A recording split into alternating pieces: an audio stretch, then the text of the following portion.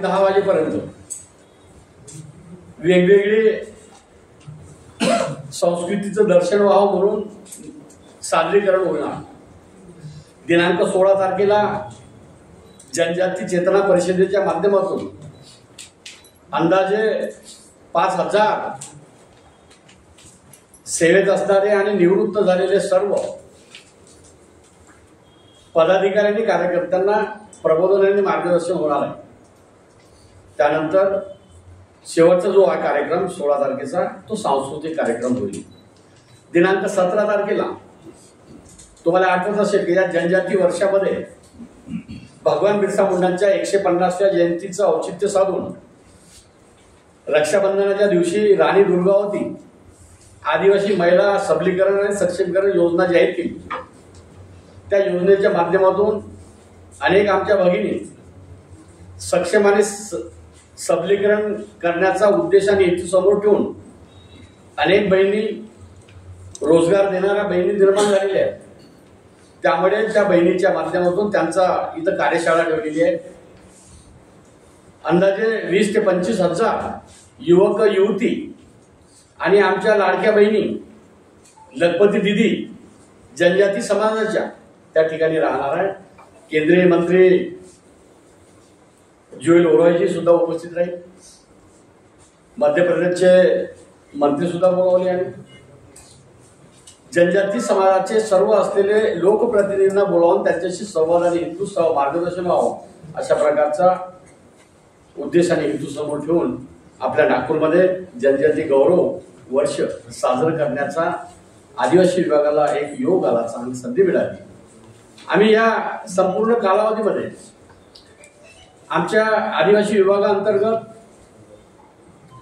अंदाजे 5 लाख विद्यार्थी आणि विद्यार्थ्यांनी शिक्षण घेतलं वेगवेगळ्या माध्यमातून। त्या सर्व विद्यार्थ्यांना आपल्या महापुरुषांचं क्रांतिकारकांचं दर्शन व्हावं।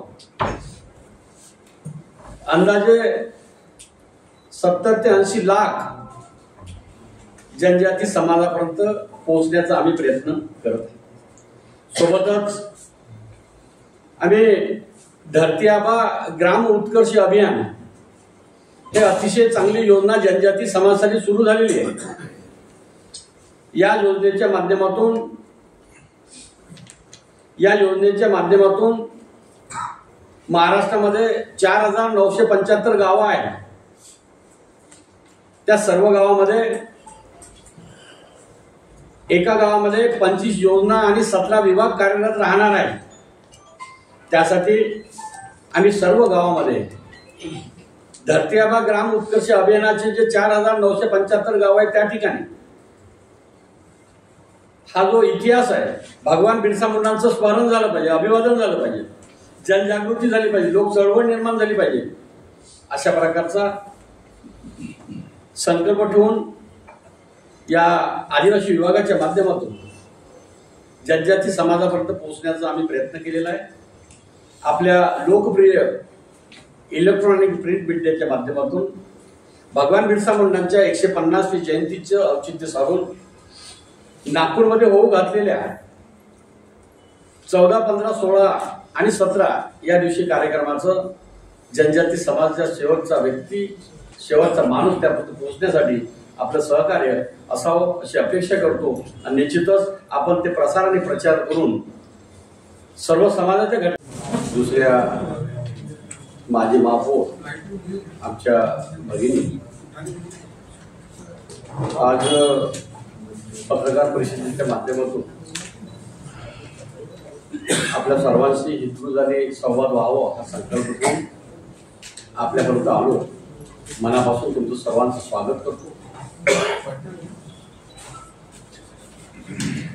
भगवान बिरसा मुंडा यांच्या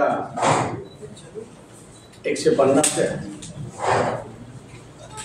जयंती वर्षामध्ये महाराष्ट्र आणि देशामध्ये जनजाती समाजाचा गौरव व्हावा, गौरव झाला पाहिजे हा उद्देश आणि हेतू समोर ठेवून देशात महाराष्ट्रामध्ये आदिवासी विभागाच्या माध्यमातून जनजाती समाजाचा गौरव व्हावा म्हणून जुलै महिन्यापासून आम्ही पूर्वतयारी केलेली आहे। त्या अनुषंगाने जनजाती समाजाचा गौरवशाली इतिहास आणि आदर्श संस्कृती, जनजाती समाजाचा देवदेवता आणि अस्मिता याबाबत सर्व स्तरावर चर्चा व्हावी, सर्व स्तरापर्यंत माहिती पोहोचावी। भगवान बिरसा मुंडांनी केलेलं कार्य आणि महाराष्ट्रामध्ये जनजाती समाजासाठी ज्या महापुरुषांनी केलेलं कार्य याबाबतचा इतिहास युवकापर्यंत, युवतीपर्यंत त्या बोली भाषेमध्ये पोहोचावा। कारण जनजाती समाजाचा अतिशय चांगला असलेला जो इतिहास आहे, गौरवशाली इतिहास आहे, तो संपुष्टात येता कामा नये।